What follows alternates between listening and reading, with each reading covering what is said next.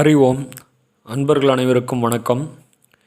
இன்று நாம் பார்க்க இருக்கும் பதிவு இந்திய ரிஷிகள். சுவாமி விவேகானந்தர் இந்திய ரிஷிகளை பற்றி என்ன கூறுகின்றார்? ரிஷிகள் மூலமாக நாம் முக்தி அடைவது, ஞானம் அடைவது என்பதை பற்றி நாம் இன்று விரிவாக காண இருக்கிறோம். அதற்கு முன்பாக குரு சரணம். கண்களில் ஒளியாகி, கருத்தினில் பொருளாகி, எண்ணமதில் நினைவாகி, இதயமதில் அன்பாகி, என் உடலுக்கு துணையாகி, என் உள்ளத்தில் நிறைவாகி, என் செயல்யாவும் உனதாகி, என்னை நடத்தும் வழியாகி, என்னுள்ளே நீ ஆகி, உன்னாலே நானாகி, என்னை ஆளுகின்ற தேவனாகி, என் குருநாதனின் தாளை போற்றி, என் குருநாதனின் தாளை போற்றி. ஓம் குருமண்டல வாசஸ்தாய சப்தரிஷிகள் நமமிம் பாதுகா பூஜையாமி தர்பயாமி நமக. ஓம் குருமண்டல வாசஸ்தாய சப்தரிஷிகள் நமமிம் பாதுகா பூஜையாமி தர்பயாமி நமக. ஓம் குருமண்டல வாசஸ்தாய சப்தரிஷியில் நமமிம் பாதுகா பூஜையாமி தர்பயாமி நமக. நாம் அனைவரும் இந்த பாரத பூமியிலே ரிஷி வழி வந்தவர்கள்தாம்.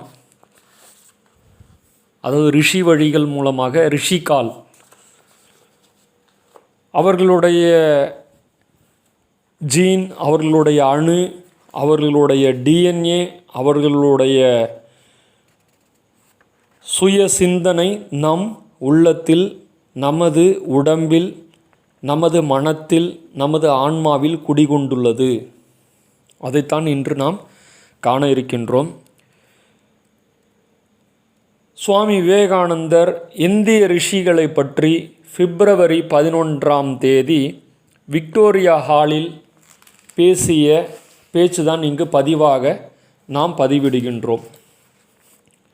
விவேகானந்தர்: இந்திய ரிஷிகளை பற்றி பேச நினைக்கும் போது என் மனம் வரலாறுகளில் எழுதப்படாத மரபுகள், அதன் இரகசியங்களை அறிய முயன்று முடியாமல் போய்விட்ட அந்த அடர்ந்த கடந்த காலத்தை நோக்கி செல்கிறது. இந்தியாவின் ரிஷிகள் கணக்கற்றவர்கள் என்றுதான் சொல்ல வேண்டும். ஆயிரம் ஆண்டுகளாக ரிஷிகளை தோற்றுவிப்பதை தவிர இந்த இந்து நாடு வேறு எதைத்தான் செய்து கொண்டிருக்கிறது? எனவே நான் அவர்களுள் சகாப்தத்தை உருவாக்கிய மகத்தான சிலருடைய வாழ்க்கை வரலாற்றை உங்களிடம் கூற விரும்புகிறேன். சரியாகச் சொல்வதென்றால் நான் அறிந்தவற்றை உங்கள் முன் வைக்கிறேன். அதற்கு முதற்படியாக நாம் நமது சாஸ்திரங்களை பற்றி சிறிது அறிந்து கொள்ள வேண்டும். நம்முடைய சாஸ்திரங்களில் உண்மையின் 2 விதமான கோட்பாடுகள் உள்ளன. ஒன்று நிரந்தரமானது, மற்றொன்று அவ்வளவு அதிகாரபூர்வமானது அல்ல. என்றாலும் சில குறிப்பிட்ட சூழ்நிலைகள், காலங்கள் மற்றும் இடங்களில் நம்மை கட்டுப்படுத்தக்கூடியவை. நிரந்தரமான கோட்பாடுகள் ஆன்மாவின் இயல்பு, கடவுளின் இயல்பு, கடவுளுக்கும் ஆன்மாவுக்கும் உள்ள உறவுகள் பற்றி கூறுகின்றன. இந்த கருத்துக்கள் நாம் சுருதிகள் என்று அழைக்கின்ற வேதங்களில் உள்ளன. அடுத்ததான கோட்பாடுகள் ஸ்மிருதிகள் என்று அழைக்கப்படுகின்றன. மனு, யாக்ஞவல்யர் மற்றும் பலர் எழுதிய நூல்களிலும் புராணங்கள் மற்றும் தந்திரங்களிலும் இவை உள்ளன. இந்த ஸ்மிருதிகள் சுருதிகளுக்கு அடுத்தபடியில் உள்ளவை. அவை சுருதிகளோடு ஏதாவது ஒரு கருத்தில் மாறுபட்டால் சுருதிகளின் கருத்தைத்தான் ஏற்றுக்கொள்ள வேண்டும். இதுவே நியதி. அதாவது மனிதனின் விதி, அவனது லட்சியம் போன்ற எல்லாமே வேதங்களில் சொல்லப்பட்டுள்ளன. அவற்றின் செயல்முறை விளக்கங்கள் ஸ்மிருதிகளிலும் புராணங்களிலும் உள்ளன. சாதாரண வழிகாட்டுதலுக்கு வேதங்களே போதுமானவை. ஆன்மீக வாழ்வை பொறுத்தவரையில் அதில் உள்ளதை விட அதிகமாக சொல்லவும் முடியாது, அதிகமாக அறிந்து கொள்ளவும் முடியாது. அறிந்து கொள்ள வேண்டிய அனைத்தும் அங்கே சொல்லப்பட்டுள்ளன. ஆன்மா நிறைநிலை அடைவதற்கு தேவையான உபதேசங்கள் அனைத்தும் சுருதிகளில் முழுமையாக உள்ளன. அவற்றின் விளக்கங்களை காலத்திற்கு காலம் ஸ்மிருதிகள் தருகின்றன. சுருதிகளில் உள்ள உண்மைகளை குறித்து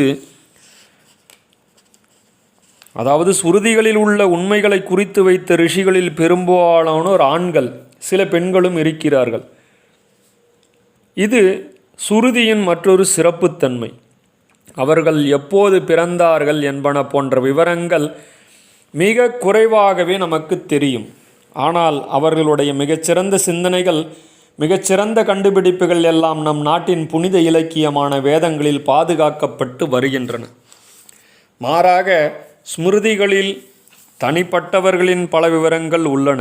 அவற்றை படிக்கும்போது பிரமிக்க வைக்கின்ற, மகோன்னதமான, மனத்தில் பதிகின்ற, உலகையே அசைக்க வல்ல மனிதர்கள் நம் கண்முன் அப்படியே நிற்பது போல் உள்ளது. சில இடங்களில் அவர்களது உபதேசங்களை விட அவர்களே நம் மனத்தில் விசுரூபம் எடுத்து நிற்கின்றனர். நமது மதம் அருவ உருவ கடவுளை போதிக்கிறது. இது நாம் புரிந்து கொள்ள வேண்டியதொரு வினோதமாகும். உருவமற்ற ஒன்றை பற்றிய எண்ணற்ற விதிகளையும் அதே வேளையில் எண்ணற்ற உருவங்களை பற்றியும் போதிக்கிறது.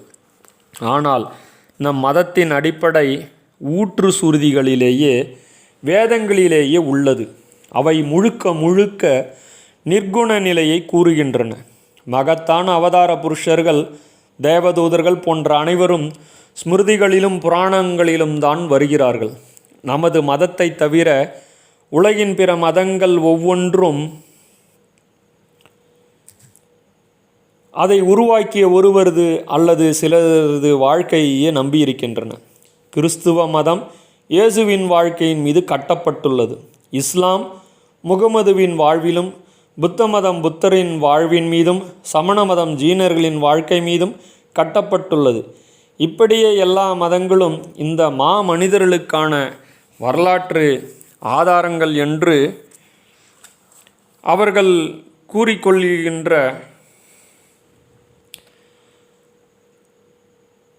கூற்றுக்களை ஒட்டி, அதாவது அந்த மாமனிதர்களுக்கான வரலாற்று ஆதாரங்கள் என்று அவர்கள் கூறிக்கொள்கின்ற கூற்றுகளை ஒட்டி இந்த மதங்களுக்குள் வேண்டிய அளவு சண்டை சச்சரவுகள் நிலவவே செய்யும்.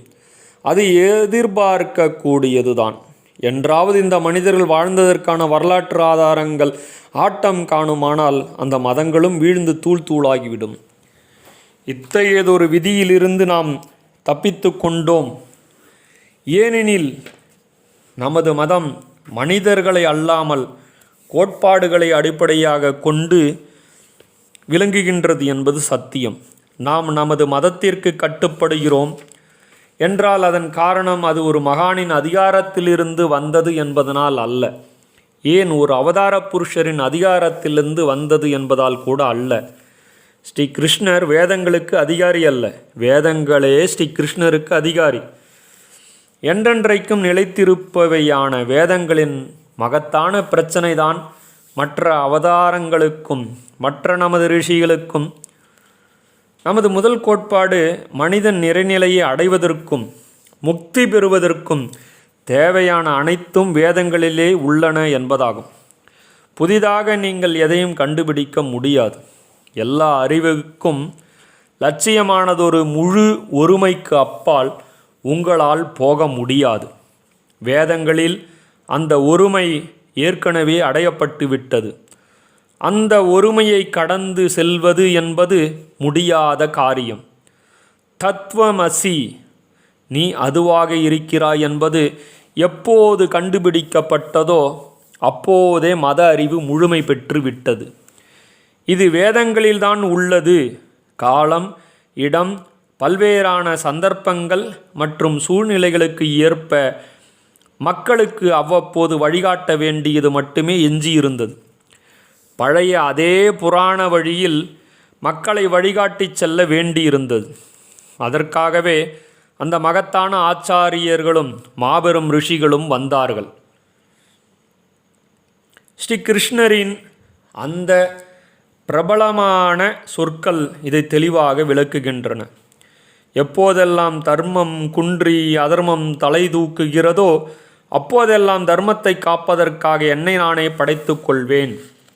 எல்லா ஒழுக்கக்கேடுகளையும் ஒழிப்பதற்காக அவ்வப்போது நான் வருகிறேன். இதுதான் இந்திய கருத்து. தொடர்வது என்ன ஒருபுறம்,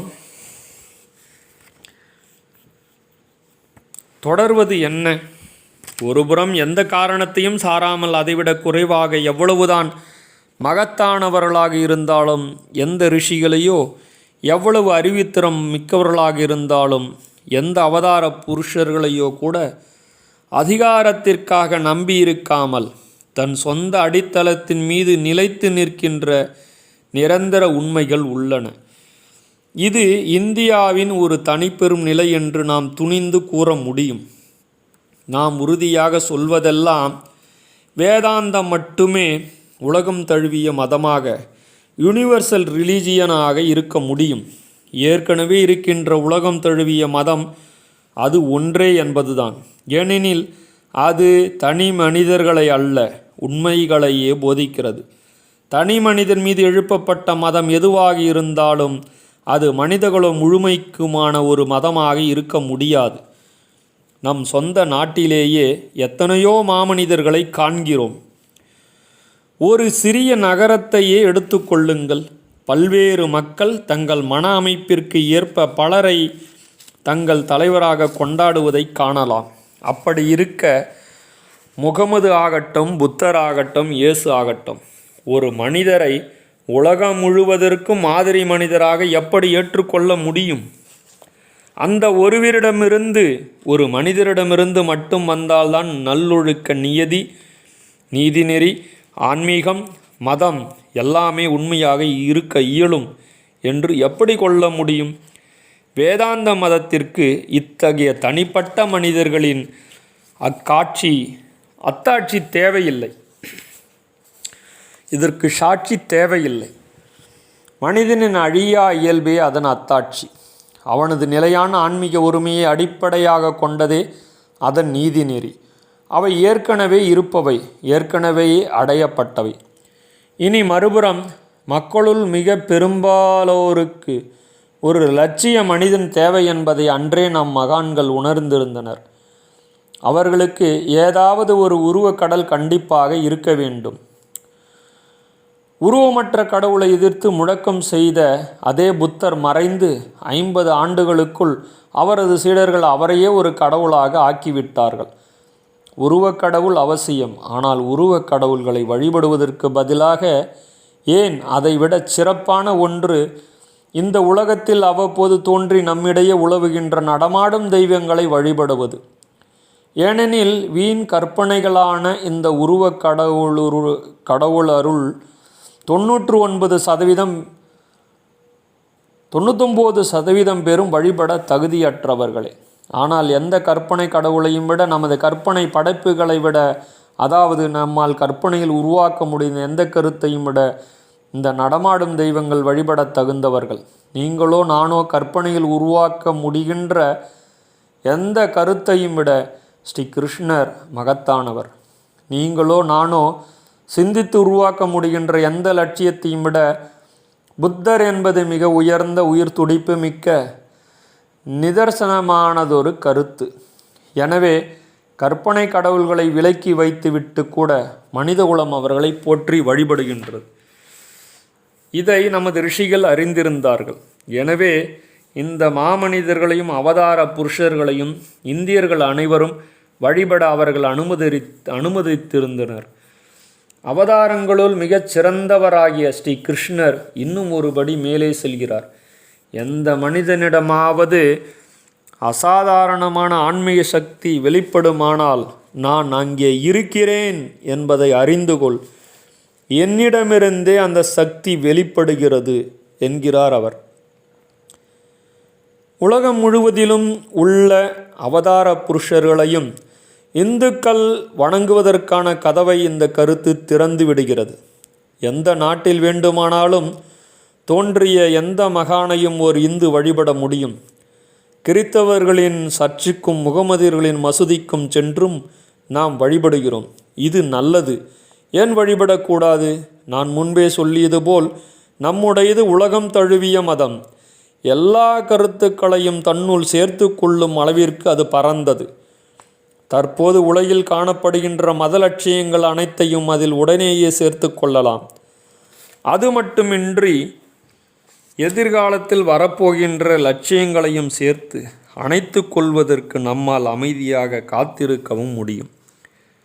ஏனெனில் வேதாந்த மதத்தின் கரங்கள் எண்ணற்றவை. இதுதான் ஏறக்குறைய ரிஷிகள் மற்றும் அவதாரம் பற்றிய நமது கருத்தாக உள்ளது. இவர்களுக்கு அடுத்த நிலையிலும் சிலரை நாம் காண்கிறோம். வேதங்களில் ரிஷி என்ற சொல் திரும்ப திரும்ப பயன்படுத்தப்படுகிறது. தற்போது இந்த சொல் மிகவும் பரவலாக உள்ளது. இந்த ரிஷிகள் மிகுந்த அத்தாட்சி உடையவர்கள். இதை நாம் புரிந்து கொள்ள வேண்டும். ரிஷி என்பதற்கு மந்திர திருஷ்டா, அதாவது மந்திரத்தை கண்டவர் என்பது பொருள். மதம் உண்மை என்பதற்கு நிரூபணம் என்ன? மிக பழங்காலத்திலேயே இந்த கேள்வி கேட்கப்பட்டுள்ளது. புலன்களால் அதை நிரூபிக்க முடியாது என்பதே பதில். யதோ வாசோ நிவர்தந்தே அப்ராபிய மனசா சக. லட்சியத்தை அடையாமல் எங்கிருந்து சொற்களும் எண்ணமும் திரும்பி வருகிறதோ ந தத்ர சசுர்கச்சதி ந வாக்கச்சதி நோ மனக. அங்கே கண்கள் போக முடியாது, மனம் போக முடியாது, எந்த புலன்களும் போக முடியாது. இதுதான் காலங்காலமாக சொல்லப்பட்டு வந்த பதில். ஆன்மா உள்ளது, கடவுள் இருக்கிறார், அழிவற்ற வாழ்க்கை மனிதனின் லட்சியம். இவை போன்ற எதற்கும் புற இயற்கை நமக்கு எந்த பதிலும் தர முடியாது. மனம் தொடர்ந்து மாறிக்கொண்டே இருக்கிறது, எந்த நேரமும் நில்லாமல் ஓடிக்கொண்டே இருக்கிறது. அது எல்லைக்கு உட்பட்டது, துண்டு துண்டாக பிளவுபட்ட ஒன்று, எல்லையற்ற மாறாத பிளவற்ற பிரிக்க முடியாத என்றும் நிலைத்திருக்கும் ஒன்றை பற்றி இயற்கை எவ்வாறு சொல்ல முடியும்? ஒருபோதும் முடியாது.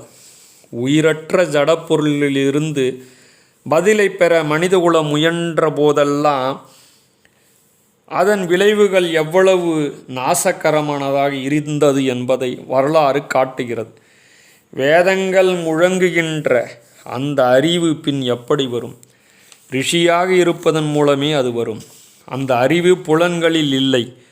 ஆனால் புலன்களே மனிதனின் அனைத்துமா என்ன? மனிதனின் எல்லாமே புலன்கள் தான் என்று சொல்லுவதற்கு யாருக்கு தைரியம் இருக்கிறது? நம் வாழ்க்கையில், இங்கு இருக்கின்ற நம் ஒவ்வொருவரின் வாழ்க்கையிலும் அமைதிமயமான சில கணங்கள் வருகின்றன. அது நமது அன்பிற்குரிய ஒருவரின் மரணத்தை கண்முன்னால் பார்க்கும்போதாக இருக்கலாம், ஏதாவது அதிர்ச்சியை சந்திக்கின்ற கணமாக இருக்கலாம், இல்லை எல்லையற்ற மகிழ்ச்சியில் திளைக்கும் வேலையாக இருக்கலாம், அல்லது இது போன்ற எத்தனையோ சந்தர்ப்பங்களுள் ஒன்றாக இருக்கலாம். அப்போது மனம் அமைதியுற்று அந்த நேரத்திற்கு அது தன் சொந்த இயல்பை உணர்வது போலாகி விடுகிறது.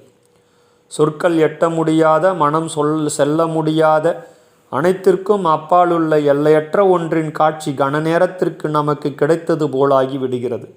சாதாரண வாழ்வில் நிகழ்கின்ற இதனை உயர்த்த வேண்டும், பயிற்சிகள் செய்து முழுமையாக்க வேண்டும். ஆன்மா புலன்களால் கட்டுப்படுத்தப்பட்டதோ வரையறை செய்யப்பட்டதோ அல்ல. புலன்களால் மட்டுமல்ல, புத்தியால் கூட கட்டுப்படுத்தப்படாதது அது என்பதை நெடுங்காலத்திற்கு முன்பே மனிதர்கள் அறிந்திருந்தனர். இந்த புத்தி என்பது எல்லையற்ற சங்கிலியின் ஒரு வளையத்திற்கு வைக்கப்பட்டுள்ள பெயர் மட்டுமே என்பதை நாம் புரிந்து கொள்ள வேண்டும். சத் அல்லது இருப்பு, பீயிங் என்பதும் புத்தியும் ஒன்றல்ல. மீண்டும் கூறுகின்றோம், சத் அல்லது இருப்பு, பீயிங் என்பது புத்தியும் ஒன்றல்ல. சத்தின் ஒரு அம்சமே புத்தி. புத்திக்கு அப்பால் சென்று ஆராய்கிறான் தைரியசாலி. புத்தி புலன்களால் கட்டுப்படுத்தப்படுகிறது. ஆன்மீக உலகின் உண்மைகளை அறிய வேண்டுமானால் ஒருவர் புலன்களுக்கு அப்பால், புத்திக்கு அப்பால் செல்ல வேண்டும். இவ்வாறு புலன்களின் எல்லையை கடந்து செல்வதில் வெற்றி பெற்ற மனிதர்கள் இப்பொழுது கூட இருக்கிறார்கள். அவர்கள் ரிஷிகள் என்று அழைக்கப்படுகிறார்கள். அவர்கள் ஆன்மீக உண்மைகளை நேருக்கு நேர்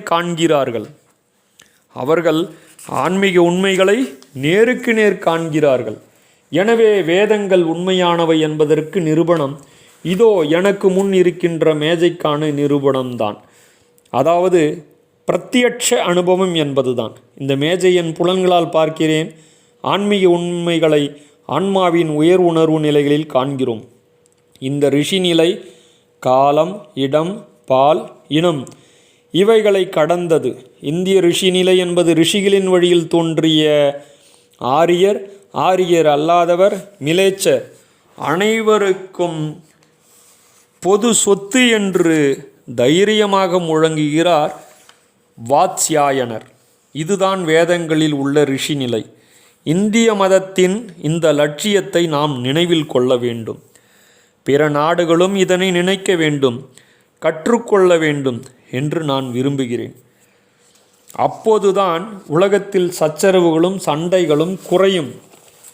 மதம் என்பது நூல்களில் இல்லை, கொள்கைகளில் இல்லை, கோட்பாடுகளில் இல்லை, பேச்சில் இல்லை, ஆராய்ச்சியில் கூட இல்லை. அது வாழ்வதும் வளர்வதும் ஆகும். என் நண்பர்களே, நீங்கள் ஒவ்வொருவரும் ரிஷிகள் ஆகாதவரை, ஆன்மீக உண்மைகளை நேருக்கு நேர் காணாதவரை ஆன்மீக வாழ்க்கை என்பது உங்களுக்கு ஆரம்பிக்கவில்லை. உயர் உணர்வு நிலை மலராதவரை ஆன்மீகம் என்பதெல்லாம் வெறும் பேச்சுதான், ஆரம்ப பயிற்சிதானே தவிர வேறல்ல. யாரோ யாரிடமோ எங்கோ பேசியவற்றையெல்லாம் நீங்கள் எடுத்து பேசிக்கொண்டு இருக்கிறீர்கள். புத்தர் கூறிய அழகிய கருத்து ஒன்று இங்கு பொருத்தமாக இருக்கும். அவர் ஒரு முறை சில பிராமணர்களுடன் கலந்துரையாட நேர்ந்தது. அவர்கள் பிரம்மத்தின் இயல்பை விளக்கினார்கள். புத்தர் பெருமான் அவர்களிடம் கேட்டார், நீங்கள் பிரம்மத்தை பார்த்ததுண்டா? இல்லை என்றார் பிராமணர். உங்கள் தந்தை? இல்லை, அவரும் பார்த்ததில்லை. சரி, உங்கள் பாட்டனார்? இல்லை, அவரும் பார்த்திருப்பார் என்று தோன்றவில்லை. புத்தர் கேட்டார், நண்பா, உங்கள் பாட்டனாரோ உங்கள் தந்தையோ நீங்களோ பார்க்காத ஒன்றை பற்றி வாதம் செய்து ஒருவரையொருவர் மட்டம் தட்ட ஏன் முயல்கின்றீர்கள்? உலகம் முழுவதும் இதைத்தான் செய்து கொண்டிருக்கிறது. இதையே நாம் வேதாந்த மொழியில் கூறுவோம். இந்த ஆன்மா வெற்று பேச்சினாலோ மிக கூர்மையான அறிவினாலோ, ஏன் வேதங்களையே படித்தால் கூட அடையக்கூடியது அல்ல. மீண்டும் கூறுகிறேன், இந்த ஆன்மா வெற்று பேச்சினாலோ மிக கூர்மையான அறிவினாலோ, ஏன் வேதாந்தங்களையே படிப்பதால் கூட அடையக்கூடியது அல்ல. உலக நாடுகள் அனைத்திடமும் வேதங்களின் மொழியில் பேசுவோம். உங்கள் சண்டைகளும் சச்சரவுகளும் வீண். நீங்கள் பிரச்சாரம் செய்ய விழைகின்ற கடவுளை நீங்கள் கண்டிருக்கிறீர்களா? காணவில்லை என்றால் உங்கள் பிரச்சாரம் வீண். ஏனெனில் நீங்கள் என்ன சொல்கிறீர்கள் என்பது உங்களுக்கே தெரியாது. நீங்கள் அவரை பார்த்திருப்பீர்களானால் சண்டையிட மாட்டீர்கள். உங்கள் முகமே ஒளி வீசும். பழங்கால உபநிடத ரிஷி ஒருவர் பிரம்மத்தை பற்றி கற்றுக்கொள்வதற்காக தம் மகனை அனுப்பினார். அவன் திரும்பி வந்ததும் அவனிடம் அவர், என்ன கற்று வந்தாய் என்று கேட்டார். தான் கற்று வைத்திருந்த சாஸ்திரங்களை எல்லாம் ஒப்பித்தான் மகன். அதை கேட்ட அவர், இதெல்லாம் ஒன்றுமில்லை, மறுபடியும் போ என்று சொன்னார். மகனும் திரும்பிச் சென்றான். சில காலம் கழித்து திரும்பி வந்தபோது அதே கேள்வியை ரிஷி கேட்டார். அதே பதில் வந்தது. மறுபடியும் அவன் திரும்பி அனுப்பப்பட்டான். அடுத்த முறை அவன் திரும்பி வந்தபோது அவனது முகம் ஒளி வீசிற்று. அதை கண்டதும் ரிஷி எழுந்து நின்று, ஆஹா, என் மகனே, உன் முகம் பிரம்மத்தை அறிந்தவனின் முகம் போல் ஒளி வீசுகிறது என்றார். நீங்கள் இறைவனை உணர்ந்தால் உங்கள் முகம் மாறிவிடும், உங்கள் குரல் மாறிவிடும், உங்கள் தோற்றமே மாறிவிடும்.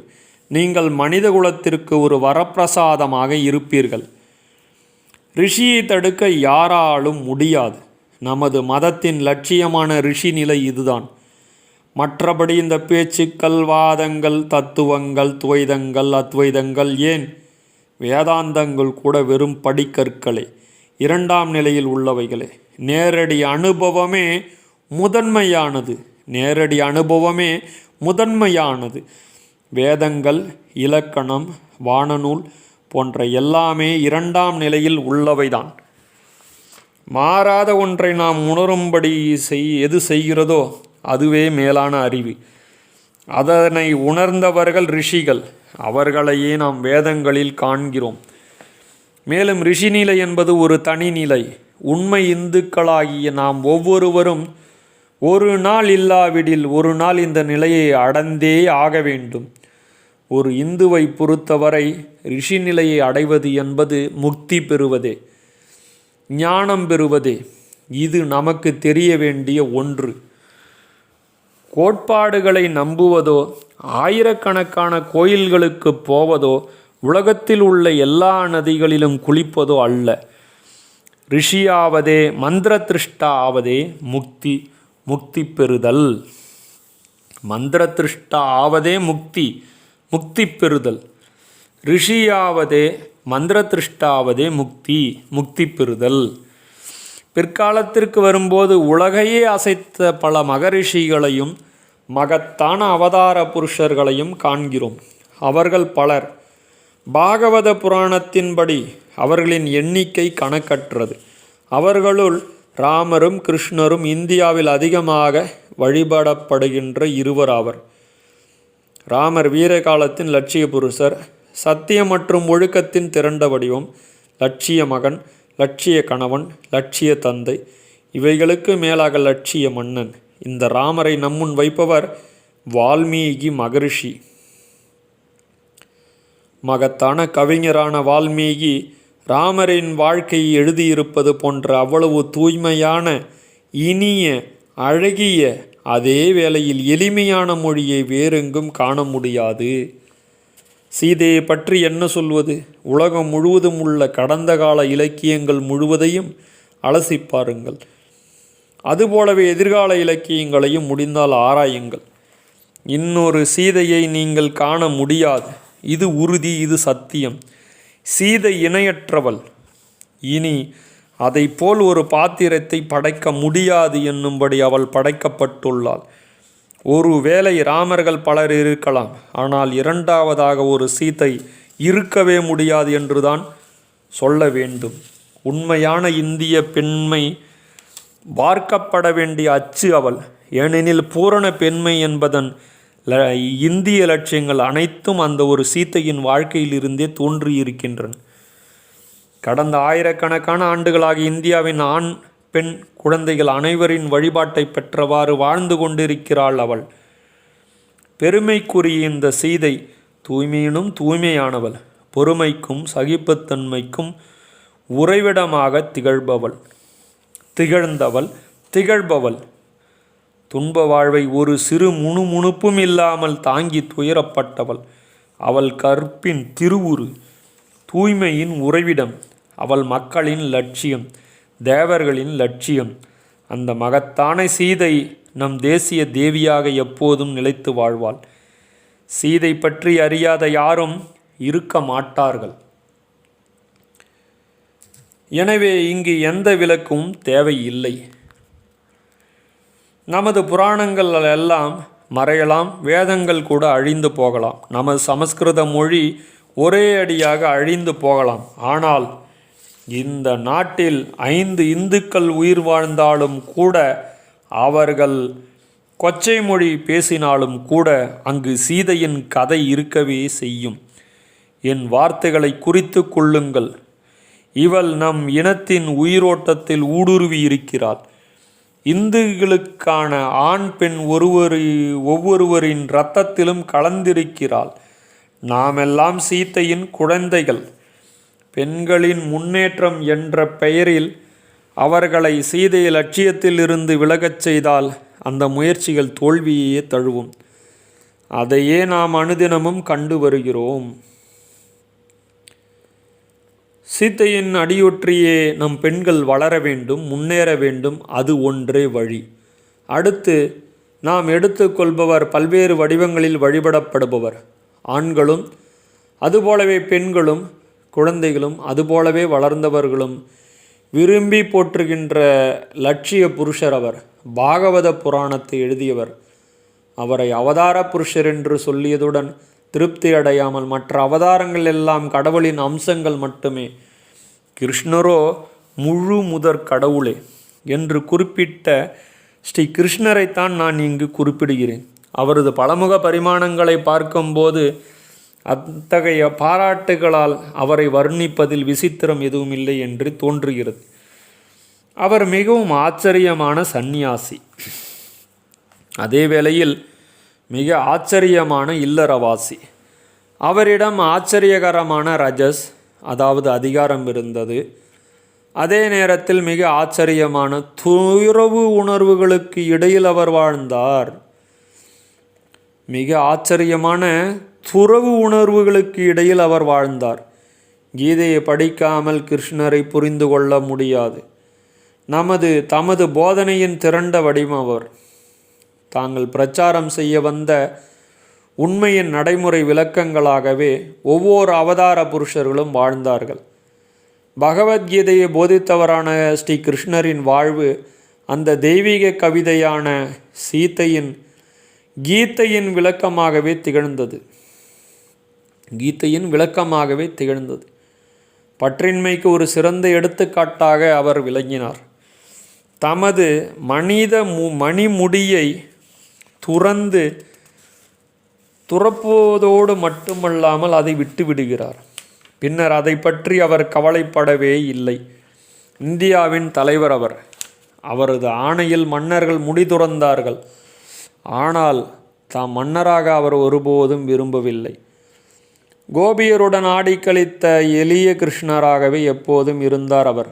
ஆஹா, அவரது வாழ்க்கையின் அந்த அற்புத பகுதியான ராசலீலை, அதை புரிந்து கொள்வதுதான் எவ்வளவு கடினமானது. முழுக்க தூய்மையும் ஒழுக்கமும் இல்லாத யாரும் அதை புரிந்து கொள்ள முயற்சிக்கவே கூடாது. அற்புத காதலின் ஆனந்த பூரிப்பே அந்த பிருந்தாவன லீலையில் உருவகமாக விளக்கப்பட்டுள்ளது. அன்பினால் பித்தேறி அன்பெனும் மதுவை அறிந்தி அன்பு பித்தேறியவர்களைத் தவிர யாரும் அதை புரிந்து கொள்ள முடியாது. கோபியரின் அன்புதான் எத்துணை மகத்தானது. அது அன்பின் மொத்த வடிவம். வேறு எதையும் விரும்பாதது. சொர்க்கத்தை பற்றி கூட கவலைப்படாதது. இவ்வுலகில் மட்டுமல்ல, மறு உலகிலும் எதையும் நாடாதது. அந்த அன்பின் தாபங்களை யார்தான் புரிந்து கொள்ள முடியும்? என் நண்பர்களே, இங்கே இந்த கோபியரின் அன்பில்தான் அருவக்கடல் பிரச்சனைக்கு தீர்வு உள்ளது. மனிதனால் ஏற்க முடிந்த மிக உயர்ந்த லட்சியம் உருவக்கடல் என்பது நமக்கு தெரியும். பிரபஞ்சமெங்கும் நிறைந்ததும் தனது வெளிப்பாடாகவே இந்த பிரபஞ்சத்தை கொண்டும் விளங்குகின்ற அருவக்கடலில் நம்பிக்கை கொள்வது தத்துவமயமானது என்பதை நாம் அறிவோம். நம்மால் பார்க்கக்கூடிய, நம்மால் புரிந்து கொள்ளக்கூடிய ஒரு வடிவத்தை, இதய தாபங்களையெல்லாம் பாதங்களில் கொட்டி ஆறுதல் பெற்றிட ஓர் உருவத்தையே நம் மனம் நாடுகிறது. எனவே மனிதனால் சிந்தனை செய்ய முடிந்த மிக உயர்ந்த கருத்து உருவக்கடல். ஆனால் அறிவோ இத்தகைய கருத்தை கண்டு திகிலடைந்து நிற்கிறது. இந்த பிரச்சனை ஒன்றும் புதிதல்ல. பிரம்மசூத்திரத்திலும் காட்டில் திரௌபதி தர்மபுத்திரருடன் விவாதித்த போதும் எழுப்பப்பட்ட அதே பழைய கேள்விதான். கருணையே வடிவான எல்லாம் வல்ல சகுன கடவுள் ஒருவர் இருந்தால் இந்த பூமி ஏன் நரகமாக உள்ளது? அவர் ஏன் இப்படி ஒன்றை படைக்க வேண்டும்? அந்த கடவுள் ஒருதலபட்சமானவரே. இந்த பிரச்சனைக்கு ஒரு பதில் இருப்பதாக தெரியவில்லை. இருக்கின்ற ஒரு பதிலை கோபியர் கொண்ட அன்பினால் தான் காண முடியும். அவர்கள் கிருஷ்ணரை பற்றிய புகழ்மொழிகள் அனைத்தையும் வெறுத்தார்கள். அவர் படைப்பின் தலைவனான இறைவனா என்பதை அறிய அவர்கள் விரும்பவில்லை. அவர் எல்லாம் வல்லவரா, எல்லா ஆற்றல்களும் நிறைந்தவரா என்பன போன்ற எதையும் அறிந்து கொள்ள விரும்பவில்லை. கிருஷ்ணன் என்றால் எல்லையற்ற அன்பு. இது ஒன்றை மட்டுமே அவர்கள் புரிந்து கொண்டிருந்தனர். அவ்வளவுதான். பிருந்தாவன கிருஷ்ணனை மட்டுமே அவர்கள் அறிந்திருந்தார்கள். இடையர்குல தலைவனாகவும் மன்னாதி மன்னனாகவும் விளங்கிய கண்ணன் அந்த கோபியரை பொறுத்தவரை மாடு மேய்ப்பவர், என்றென்றைக்கும் மாடு மேய்ப்பவர் மட்டுமே. எனக்கு செல்வம் வேண்டாம், மக்கள் வேண்டாம், கல்வியும் வேண்டாம், எதுவும் வேண்டாம், சொர்க்கத்திற்கு கூட நான் போக வேண்டாம், நான் மறுபடி பிறப்பேனாக. ஆனால் என் இறைவா, அந்த பிறவியில் எல்லாம் நான் உன்னை அன்பு செய்ய வேண்டும், அன்பிற்காகவே அன்பு கொள்ள வேண்டும். இந்த வரத்தை எனக்கு அருள்வாயாக. மத வரலாற்றில் ஒரு மைல்கல்லை இங்கு நாம் காண முடிகிறது. அன்பிற்காக அன்பு, பணிக்காக பணி, கடமைக்காக கடமை போன்ற லட்சியங்களை இங்கு நாம் காண்கிறோம். மனித சமுதாய வரலாற்றிலேயே முதல் முறையாக அவதாரங்களுள் தலை சிறந்தவராகிய கிருஷ்ணரின் திருவாயினின்று இந்த லட்சியம் உதிர்ந்துள்ளது. பயமுறுத்துவதும் ஆசை காட்டுவதுமாக இருந்த மதங்கள் எல்லாம் அடியோடு ஒழிந்து போய்விட்டன. நரகத்தை பற்றிய பயம், சொர்க்கத்தில் இன்பங்களை அனுபவிக்கும் ஆசை போன்றவற்றின் இடத்தில் அன்பிற்கான அன்பு, கடமைக்காக கடமை, பணிக்கான பணி போன்ற மகத்தான லட்சியங்கள் தோன்றின. எத்தகைய அன்பு அது! கோபியரின் அன்பை புரிந்து கொள்வது கடினம் என்று சற்று நேரத்திற்கு முன்பு சொன்னேன். கண்ணனின் வரலாற்றிலேயே ஈடிணையற்ற பகுதியான இந்த ராசலீலையின் உட்பொருளை புரிந்து கொள்ள முடியாத மூடர்கள் நம்மிடமும் இல்லாமல் இல்லை. ஏதோ அசுத்தத்தை தவிர்ப்பது போல் இதிலிருந்து விலகி ஓட முயற்சிக்கின்ற நம் இரத்தத்தில் பிறந்தும் தூய்மையற்றவர்களான அத்தகைய முட்டாள்கள் இருக்கவே செய்கின்றனர் என்பதை மீண்டும் சொல்ல என்னை அனுமதியுங்கள். அவர்களுக்கு நான் ஒன்று சொல்ல விரும்புகிறேன். முதலில் நீங்கள் தூய்மை பெறுங்கள். கோபியரின் பிரேமை வரலாற்றை சொல்லியவர் வேறு யாரும் அல்ல, சுகதேவர் என்பதை நினைவில் கொள்ளுங்கள். கோபியரின் இந்த அற்புத பிரேமையை எழுத்தில் வடித்த சுகதேவர் பிறப்பிலிருந்தே தூய்மையான வடிவர், என்றென்றும் தூயவர், வியாசரின் மகன். மனத்தில் சுயநலம் இருக்கும் வரை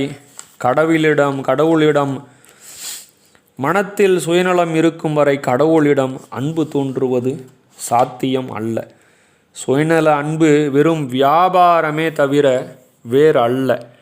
பகவானே, நான் உனக்கு சிலவற்றை தருகிறேன், அதற்கு பதிலாக நீ சிலவற்றை கொடு என்கிறார்கள் இவர்கள்.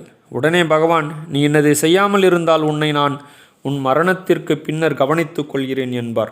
அல்லது ஒருவேளை வரும் பிறவிகள் தோறும் உன்னை நெருப்பில் வறுத்து எடுப்பேன் என்பார். இப்படி போகிறது இவர்களின் அன்பு. இத்தகைய தாழ்ந்த எண்ணங்கள் மூளையில் இருக்கும் வரை கோபியரின் அன்பு பித்தினை, பிரேம தாபங்களை எப்படி புரிந்து கொள்ள முடியும்? ஓ, ஒரு முத்தம், அந்த இதழ்களிலிருந்து ஒரே ஒரு முத்தம். நீ ஒருவனை முத்தமிட்டு விட்டால் உன் மீது அவனது தாகம் அதிகரித்து கொண்டே போகிறது. அவனது துன்பமெல்லாம் தொலைந்து போகிறது. உன்னை தவிர மற்றவற்றின் மீதுள்ள பற்றினை அவன் மறக்கிறான். உன்னை மட்டுமே நினைக்கிறான். பணம், பெயர், புகழ் இவற்றின் மீதும் பயனற்ற இந்த உலகின் மீதும் உள்ள ஆசைகளை விடுங்கள். அதன் பிறகு மட்டுமே கோபியரின் அன்பை உங்களால் புரிந்து கொள்ள முடியும். எல்லாவற்றையும் துறக்காமல் புரிந்து கொள்ள முடியாத அளவுக்கு அந்த அன்பு புனிதமானது. மனம் அப்பழுக்கற்ற தூய்மை அடையாமல் அந்த புனிதமான அன்பை புரிந்து கொள்ள முடியாது. இதயத்தில் காமமும் பணத்தாசையும் புகழ் போதையும் ஒவ்வொரு நிமிடமும் பொங்கி குமுறுகின்றவர்கள் கோபியரின் அன்பை புரிந்து கொள்ளவும் அதை குறை கூறவும் துணிகிறார்கள். கிருஷ்ணாவதாரத்தின் சாரமே கோபியரின் அன்புதான். மகத்தான தத்துவமாகிய கீதையை கூட கோபியரின் இந்த பிரேமை வெறியோடு ஒப்பிட முடியாது. ஏனெனில் லட்சியத்தை நோக்கி ஒருவன் நிதானமாக செல்வது பற்றிய கீதையில் போதிக்கப்படுகிறது. ஆனால் இங்கோ இந்த ஆனந்த வெறியில், அன்பு போதையில் சீடர்கள், ஆச்சாரியர்கள், போதனைகள், புத்தகங்கள் எல்லாமே, ஏன் அச்சம், கடவுள், சொர்க்கம் போன்ற கருத்துக்கள் கூட ஒன்றாகி விடுகின்றன. எல்லாமே வீசி எறியப்பட்டு விடுகின்றன. எஞ்சுவது அன்பு பித்து ஒன்றே. எல்லாவற்றையும் மறக்கின்ற நிலை அது. இந்த அன்பு பித்தில் ஆழ்கின்ற அன்பன் கிருஷ்ணனை தவிர இந்த உலகில் வேறு எதையும் காண்பதில்லை. அவரை மட்டுமே காண்கிறான். ஒவ்வொரு முகமும் அவனுக்கு கிருஷ்ணனின் முகமாக தெரிகிறது. ஒவ்வொரு புன்னகையும் கிருஷ்ணனின் புன்னகையாக தெரிகிறது. அவனது சொந்த முகமே கிருஷ்ணனின் முகம் போல் தெரிகிறது. அவனது ஆன்மா கூட கிருஷ்ணனின் வண்ணத்தில் தோய்ந்து விடுகிறது. அதுதான் மகத்தான கிருஷ்ணர். வீண் விபரங்களை அறிந்து கொள்வதில் நேரத்தை வீணாக்காதீர்கள். வாழ்க்கையின் அடிப்படையே அதன் சாரத்தை எடுத்து கொள்ளுங்கள். கிருஷ்ணரின் வாழ்க்கையில் வரலாற்றிற்கு முரணானவை பல இருக்கலாம். இடைச்செருகள் இருக்கலாம். இவை உண்மையாகவும் இருக்கலாம். ஆனால் பரம்பரை பாதையிலிருந்து விலகிச் செல்கின்ற இந்த புதிய மகத்தான கருத்துக்களுக்கு ஒரு அடிப்படை, ஒரு அடித்தளம் இருந்தே ஆக வேண்டும். வேறு எந்த ரிஷி அல்லது மகானின் வாழ்க்கையை வேண்டுமானாலும் எடுத்துக்கொள்ளுங்கள், அவர் தமக்கு முன்பிருந்த கருத்துக்களின் ஒரு பரிணாம வளர்ச்சியாகவே இருக்கிறார். அல்லது தமது காலத்தில் தமது நாட்டிலேயே பரவலாக காணப்படுகின்ற கருத்துக்களை மட்டுமே போதிக்கிறார். இந்த மகான் இருந்தாரா இல்லையா என்பதை பற்றிய சந்தேகம் கூட தோன்றலாம். ஆனால் நான் சவால் விடுகிறேன், இந்த லட்சியங்கள் பணிக்காகவே பணி, அன்பிற்காகவே அன்பு, கடமைக்காகவே கடமை, இவை கிருஷ்ணரின் சொந்த கருத்துக்கள் அல்ல.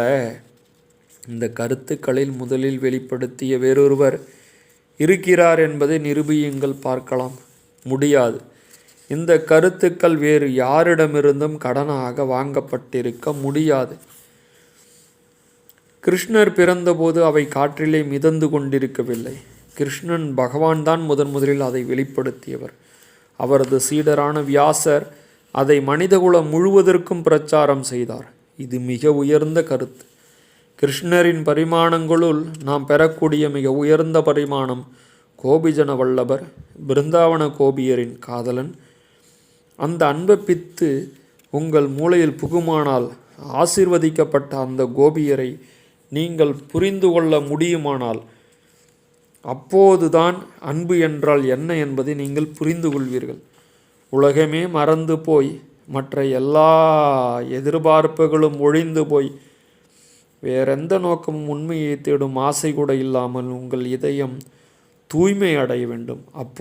அப்போது மட்டுமே அந்த பிரேமை வெறி உங்களுக்கு வரும். கோபியர் பகவான்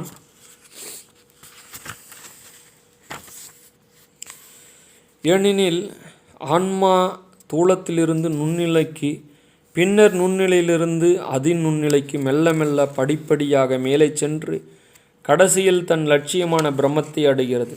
இதுவே கீதையில் கூறப்பட்டுள்ளது.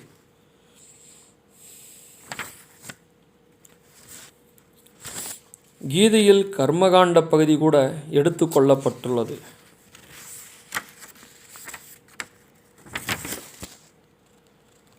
அவை நேராக அன்றி மறைமுகமாக மட்டுமே முக்தியை தர முடியும். என்றாலும் அவையும் பயனுள்ளவை. விக்கிரகங்களும் மறைமுகமாக பயனளிப்பவை. அதுபோலவே சடங்குகள், உருவங்கள் எல்லாமே பயனளிப்பவைதான். வேண்டியதெல்லாம் உள்ள தூய்மை மட்டுமே. உள்ளம் தூய்மையாகவும் உண்மையாகவும் இருந்தால்தான் வழிபாடு பயனுள்ளதாகி லட்சியத்தை நோக்கி அழைத்துச் செல்லும். இந்த எல்லா வகையான வழிபாட்டு முறைகளும் தேவைதான். இல்லையென்றால் அவை ஏன் இருக்க வேண்டும்? அதாவது ரஷ்யர் ஒருவர் எழுதிய நூல் ஒன்றை ஓரிரு ஆண்டுகளுக்கு முன் படித்தேன். இயேசுவின் வாழ்க்கையை பற்றி வினோதமானதோர் உண்மையை தாம் கண்டுபிடித்திருப்பதாக அவர் அதில் உரிமை கொண்டாடியிருந்தார். இயேசு பூரியிலுள்ள ஜெகநாதர் கோயிலுக்கு அங்குள்ள பிராமணர்களிடம் படிக்கச் சென்றதாகவும், ஆனால் அவர்களின் குறுகிய மனப்பான்மையையும் உருவ வழிபாட்டையும் கண்டு வெறுப்படைந்து பின்னர் திபேத்திற்கு சென்று லாமாக்களிடம் படித்து நிறைவு பெற்று நாடு திரும்பியதாகவும் அதில் எழுதப்பட்டுள்ளது. இது முழுக்க பொய் என்பதை அவரது கூற்றை நிரூபித்துவிடும். இந்திய வரலாற்றை அறிந்த யாருக்கும் இது தெரியும். ஏனெனில் பூரி ஜெகநாதர் ஆலயம் பழைய புத்தர் கோயிலாகும். இது போன்ற கோயில்களை நாம் இந்து கோயில்களாக மாற்றினோம். இதுபோன்று இன்னும் பல விஷயங்களை நாம் செய்ய வேண்டி உள்ளது. இது ஜெகநாதர் கோயில் விஷயம். மேலும் அப்போது ஒரு பிராமணன் கூட அங்கே கிடையாது. எனினும் பிராமணர்களுடன் படிப்பதற்காக இயேசு சென்றாராம். அப்படித்தான் கூறுகிறார் நமது ரஷ்ய வரலாற்று மேதை. விலங்குகளிடம் கூட இரக்கம் காட்ட வேண்டும் என்று உபதேசித்தும் நல்லொழுக்கங்களை போதிக்கும் மகத்தான மதமாக இருந்தும் நிலையான ஆன்மா ஒன்று இருக்கிறதா இல்லையா என்பதை பற்றி நுட்பமான ஆராய்ச்சிகள் செய்தும் புத்த மதம் சிதைந்து சின்னாபின்னமாகி விட்டது. ஆனால் இந்தியா வாழ்ந்தாக வேண்டும். அதனால் இறைவனின் ஆற்றல் மறுபடியும் பூமிக்கு வந்தது. தர்மம் குன்றும் போதெல்லாம் நான் வருவேன் என்று கர்ஜித்த பகவான் மறுபடியும் வந்தார். இந்த முறை அவதாரம் தெற்கில் நிகழ்ந்தது. மகத்தான சங்கரர் தோன்றினார். 16 வயதிற்குள் அத்தனை பிராமண இளைஞர் தமது நூல்கள் அனைத்தையும் எழுதி முடித்ததாக கூறப்படுகிறது. அந்த 16 வயது இளைஞரின் எழுத்துக்கள் இன்றைய நவீன உலகின் விந்தைகளாக உள்ளன. அந்த இளைஞரும் அதுபோலவே ஆச்சரியமானவர். இந்தியாவின் அப்பழுக்கற்ற தூய்மையை மீண்டும் கொண்டு வர விரும்பினார் அவர். அது அவ்வளவு சாதாரணமான வேலையா? சற்று எண்ணி பாருங்கள். அன்று இந்தியா இருந்த கோலத்தை பற்றி உங்களுக்கு சிறிது கூறினேன். இப்போது நீங்கள் சீர்திருத்த முயற்சிக்கின்றீர்களே, அந்த கொடுமைகள் எல்லாம் அந்த காலத்தில் இழிநிலையில் இருந்து தோன்றியவைதாம். ராமானுஜரின் பணி மெல்ல மெல்ல பறந்து வட இந்தியாவில் நுழைந்தது. நெடுங்காலத்திற்கு பிறகு முகமதியர்களின் ஆட்சி காலத்தில் அங்குள்ள சில தலைவர்கள் அதனை ஏற்று பணியை தொடர்ந்தார்கள். அவர்களுள் நமக்கு சமீப காலத்தில்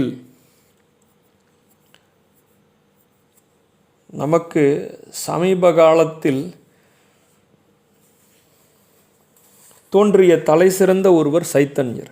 ஆன்மீகத்தின் கதவுகள் அனைவருக்கும் திறந்துவிடப்பட்டது. இது ராமானுஜரின் காலத்திலிருந்து நாம் காணும் ஒரு சிறப்பு அம்சமாகும். ராமானுஜருக்கு பின் வந்த அதே போல சங்கரருக்கு முன் வாழ்ந்த எல்லா மகன்களும் அதையே முழங்கினர். சங்கரருக்கு பிறகு மிகச்சிறந்த ராமானுஜர் தோன்றினார். சங்கரரின் அறிவு பெரியது, ஆனால் அவரது இதயம் அவ்வளவு பரந்ததாக இல்லையோ என்று அஞ்சுகிறேன். ராமானுஜரின் இதயம் மிகவும் விசாலமானது. தாழ்த்தப்பட்ட மக்களுக்காக அவர் உருகினார். அவர்களிடம் இரக்கம் கொண்டார். காலப்போக்கில் சேர்ந்துவிட்ட சடங்குகளையும் பழக்க வழக்கங்களையும் ஒன்று திரட்டினார். தம்மால் முடிந்த அளவிற்கு அவற்றை தூய்மைப்படுத்தினார். யாருக்கும் அவற்றின் தேவை கட்டாயமாக இருந்ததோ அவர்களுக்காக புதிய சடங்குகளையும் வழிபாட்டு முறைகளையும் அறிமுகம் செய்தார். அதே வேளையில் மிக உயர்ந்த ஆன்மீக வழிபாட்டை பிராமணர் முதல் தாழ்ந்த ஜாதியினர் வரை அனைவருக்கும் உரிமையாக்கினார். இதுதான் ராமானுஜரின் பணி.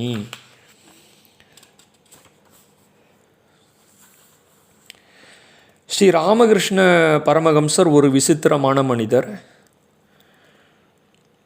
அது ஒரு பெரிய கதை. அதை பற்றி சொல்வதற்கு இன்று இரவு நேரமில்லை. அவர் இந்திய ரிஷிகளின் நிறைவாக திகழ்ந்தார். தற்காலத்திற்குரிய ரிஷி அவர். அவரது உபதேசங்களை இந்த காலத்திற்கு மிகவும் பயன் தருபவை என்பதை மட்டும் இப்போது கூறிக்கொள்ள விரும்புகிறேன்.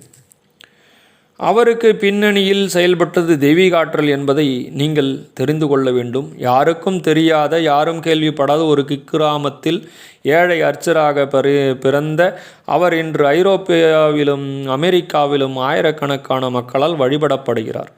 நாளை பல்லாயிரக்கணக்கான நபர்களால் வழிபடப்படுவார்.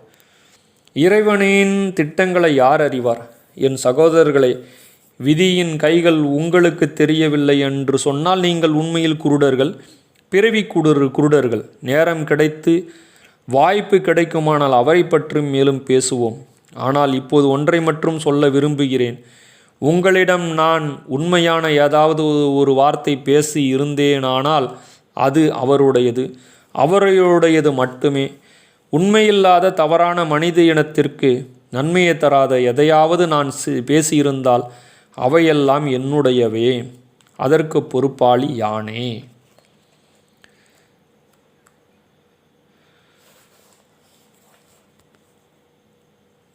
சுவாமி விவேகானந்தரின் இந்திய ரிஷிகள் என்ற தலைப்பில் உள்ள ரிஷிகள் மூலமாக ஞானம், ரிஷிகள் மூலமாக முக்தி என்ற அடிப்படையிலே நாம் இந்த கருத்துக்களை பதிவிடுகிறோம். அனைவரும் கேட்டு இன்புற்று பேரின்ப பெருக்காக. கிருஷ்ண பரமாத்மா மிகப்பெரிய மகரிஷி. அவர் அருளிய பகவத்கீதை என்ற ஒரு பொக்கிஷத்தை நாம் படித்து பயனுறுவதோடு அன்புக்கு அன்பு, கடமைக்கு கடமை, பணிக்கு பணி என்று உற்று நோக்கும் பொழுது கிருஷ்ண பரமாத்மா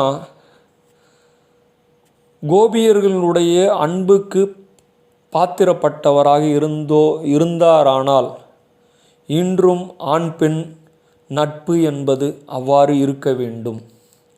கிருஷ்ண பிரேமை என்பது கோபியர்களிடம் இருந்தது போன்று இன்றும் ஆண் பெண் நட்பு என்பது அன்பு மட்டுமே கலந்ததாக இருக்கும் பொழுது தெய்வீக ஆற்றலாக பறந்து இந்த பூலோகத்தில் அன்பு மட்டுமே நிலையானது, முக்திக்கு அதுவே வழிவகுக்கும் என்று கிருஷ்ண பரமாத்மாவின் ரிஷி தோன்றலாக வந்த நாம் ஒவ்வொருவரும் ஒவ்வொரு ரிஷிகளை பின்பற்றி அவர்களுடைய அணுக்கள் நம் உடம்பிலும் உள்ளத்திலும் உறைந்துள்ளது. அது தூண்டப்பட்டு நமது பாரத தேசம் ஒரு அன்பின் வடிவமாகவும் முக்தியின் தேசமாகவும் ஞான பூமியுமாக விளங்க வேண்டும். அதற்காகத்தான் இந்த பதிவு. அன்பர்கள் அனைவருக்கும் நன்றி, வணக்கம். ஹரி ஓம் ஹரி ஓம் ஹரி ஓம். ஓம் குருமண்டல வாசஸ்தாய சப்தர்ஷிகள் நமமிம் பாதுகா பூஜையாமி தர்பயாமி நமக. ஓம் குருமண்டல வாசஸ்தாய சப்தர்ஷிகள் நமமிம் பாதுகா பூஜையாமி தர்பயாமி நமக. ஓம் குருமண்டல வாசஸ்தாய சப்தர்ஷிகள் நமமிம் பாதுகா பூஜையாமி தர்பயாமி நமக. இந்த மந்திரத்திற்கு அர்த்தம் என்னவென்றால், நமது வானிலே 4 நட்சத்திரங்கள் கட்டல் கால்கள் போன்று இருக்கும். அதன் மத்தியிலே 3 நட்சத்திரங்கள் உள்ளன. அவைதான் சப்தரிஷி மண்டலம். அந்த சப்தரிஷி மண்டலத்தில் வசிஷ்டரும் ஒருவர். அவருக்கு அருகே கீத்து போன்று ஒரு நட்சத்திரம் தெரியும். அதுதான் அருந்ததி நட்சத்திரம். அவர்தான் ரிஷி பத்தினி. அதுதான் திருமணத்தில் அருந்ததி பார்த்தாகிவிட்டதா என்று நாம் கேட்பது. ஏனெனில் வசிஷ்டரும் அருந்ததியும் திருமணத்திற்கு ஒருவனுக்கு ஒருத்தி என்ற மிகப்பெரிய உன்னத நிலையில் ரிஷியாகவும் ரிஷி பத்தினியாகவும் அன்பு கொண்டு வாழ்ந்தார்கள் என்றால் மிகையாகாது. அந்த ரிஷி தோன்றல் வழியிலே வந்த நாம் அந்த குருமண்டலத்தின் இருக்கக்கூடிய சப்தரிஷிகளின் பாதுகைகளை நாம் வணங்கி போற்றுவோம் என்பதுதான் இந்த மந்திரத்தின் அர்த்தம். ஹரி ஓம் ஹரி ஓம் ஹரி ஓம். குருச்சரணம். கண்களில் ஒளியாகி கருத்தினில் பொருளாகி எண்ணமதில் நினைவாகி இதயமதில் அன்பாகி என் உடலுக்கு துணையாகி என் உள்ளத்தில் நிறைவாகி என் செயல் யாவும் முன்னதாகி என்னை நடத்தும் வழியாகி என்னுள்ளே நீயாகி உன்னாலே நானாகி என்னை ஆளுகின்ற தேவனாகி என் குருநாதனின் தாளே போற்றி, என் குருநாதனின் தாளே போற்றி. 5 இலக்கணம் தந்த அகத்தியரை சித்த வேட்கை கொண்ட சிவயோகியே கடலுண்ட காருஞ்சரை கும்பமுனி குருவே சரணம் சரணம் சரணம். அகத்தினுள்ளிருந்து அழகாய் ஆர்ப்பவித்து எழுந்து நின்ற எண்ணிலா ஈசருக்கும் பட்டம் சுட்டி எண்ணத்தில் கலந்து எண்ணத்தை சுத்தமாக்கி அத்தனை சுத்தமும் அற்புதமாய் தேர்ந்தெடுத்த என் மகனே அகஸ்தியாவா. 5 இலக்கணம் தந்த அகத்தியரை சித்த வேட்கை கொண்ட சிவயோகியே கடலுண்ட காருண்யரை கும்பமுனி குருவே சரணம் சரணம். அகத்தின் காப்பான கருவூரார் போகநாதர் கருணையுள்ள அகத்தீசர் சட்டநாதர் மூப்பான கொங்கணரும் பிரம்மசத்தர் முக்கியமாய் மச்சமுனி நந்திதேவர் கோப்பான கோரக்கர் பதஞ்சலியார் கூர்மையுள்ள இடைக்கால சண்டிகேசர் வாப்பான வாதத்திற்கு ஆதியான வாசமுனி கமலமுனி காப்புதானே. வேலும் மயிலும் சேவலும் துணை அருப்பெருஞ்சோதி அருப்பெருஞ்சோதி தனிப்பெருங்கருணை அருப்பெருஞ்சோதி அருப்பெருஞ்சோதி தனிப்பெருங்கருணை அருப்பெருஞ்சோதி அருப்பெருஞ்சோதி தனிப்பெருங்கருணை. அருணாச்சலம் பொதிகாச்சலம் தக்ஷணாமூர்த்தி. அன்பர்கள் அனைவருக்கும் நன்றி, வணக்கம். அகில உலக அகத்தியர் ஞான சபை மூலமாக ஞானத்தை மட்டுமே யாம் போதித்து வருகின்றோம். ஏனெனில் முக்தி பெறுவதற்காக மட்டுமே நாம் பிறந்துள்ளோம். ஆகவே அன்பர்கள் அனைவரும் கற்றலில் கேட்டலே நன்று. இந்த சிரவணம் என்ற ஒரு தத்துவத்தின் அடிப்படையில் சிரவணத்தின் மூலமாக ஞானம் பெற வேண்டும், முக்தி அடைய வேண்டும். யான் பெற்ற இன்பம் பெருக இவ்வையகம் என்பது போன்று பல ஞான கருத்துக்களை ஞானிகள் உணர்ந்த அந்த ஸ்தானத்தை அடைந்த நிலையை எம்மால் இயன்ற அளவுக்கு எடுத்து ஏம்பிக் கொண்டிருக்கும் அன்பர்கள் பயன்பெறுமாறு கேட்டுக்கொள்கிறோம். நன்றி, வணக்கம். ஹரி ஓம், ஹரி ஓம், ஹரி ஓம்.